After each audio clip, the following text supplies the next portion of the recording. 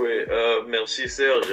Je parlais de transparence budgétaire et là, je vais parler toujours de transparence, mais alors, je crois que nous avons un problème en Afrique, hein, c'est parce que ce problème-là de budget dépasse le Sénégal.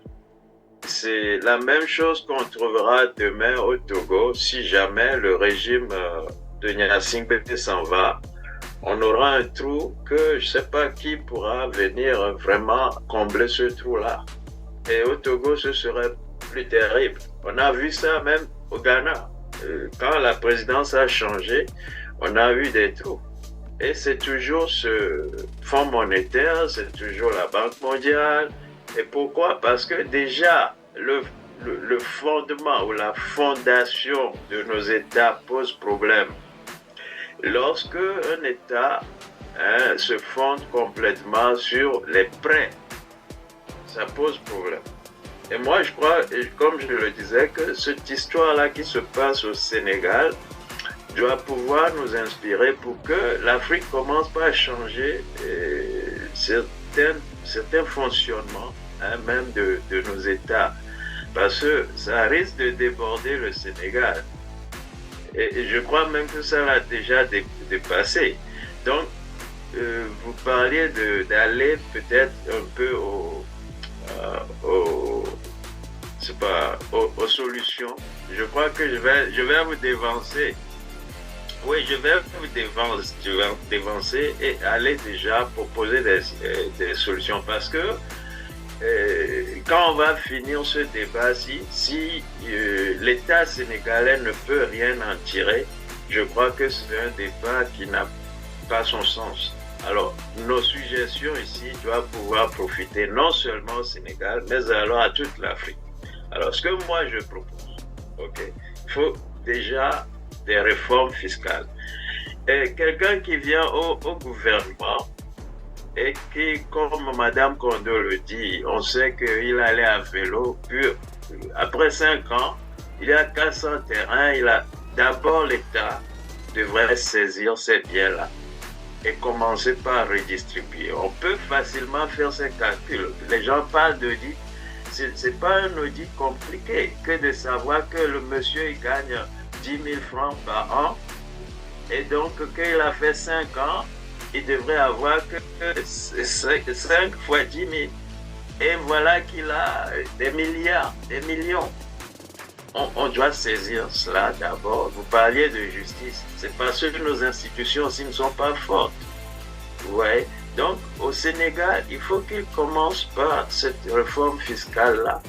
Il faut qu'il rationalise au moins les dépenses pour le moment. Et quand je dis rationaliser les dépenses, c'est que M. Sonko et Diomaye Faye ne doivent plus continuer dans les constructions, les grandes routes, les ceci. Il faut geler beaucoup de choses. Il faut d'abord même geler les prêts avec le Fonds monétaire international. Et donc se dire que bon, le pays doit reprendre sur ses bases. Comment on peut faire? Qu'est-ce que vous voulez dire? Ben, c'est qu'on ne doit plus continuer par prêter de l'argent. Qu'on arrête au niveau de l'audit et on se dit, ben, vous voulez qu'on vous rembourse. Banque mondiale, FMI, vous voulez que l'État sénégalais vous rembourse. Ok, on va peut-être vous rembourser, mais laissez-nous ne plus faire de prêts. Et à partir de ce moment, on pourra se demander comment l'État sénégalais va, à partir de ses fondations maintenant, essaie de construire le pays sans aller faire des prêts, du moins des prêts extravagants. Parce que les prêts là qu'on fait sont tellement extravagants et avec les intérêts, on risque de ne pas s'en sortir. L'État sénégalais, à ce que je crois, leur projet de 2030, je crois, et toutes les nouvelles découvertes qu'ils ont fait en essence, en gaz, pétrole et tout ça, il y aurait l'impression qu'ils pourraient s'aborder leurs ressources naturelles pour développer le pays. Et je dis, même ça, il faut l'arrêter. Et s'il y a une structure à faire, c'est comment on peut faire en sorte que tout le peuple, toute la population sénégalaise commence par participer à l'organisation ou à la construction du pays. Ce que nous n'avons pas en Afrique et qui a permis quand même aux Américains de tenir le coup, quel que soit ce qui leur arrive, c'est, moi je vais le dire toujours, c'est le social security. Il faut que ça commence par là, qu'on sache qui est qui. Quand tu nais, tu as un numéro. Le travail que tu feras demain, il faut que ça profite au pays. Et on doit pouvoir, sur la base de ce social security-là, de ces numéros matricules, si vous voulez, savoir qu'en 10 ans, on a 10 000 enfants qui naissent et que les enfants auront 10 ans, auront 20 ans, et on pourra faire des statistiques et planifier. On ne le fait pas en Afrique.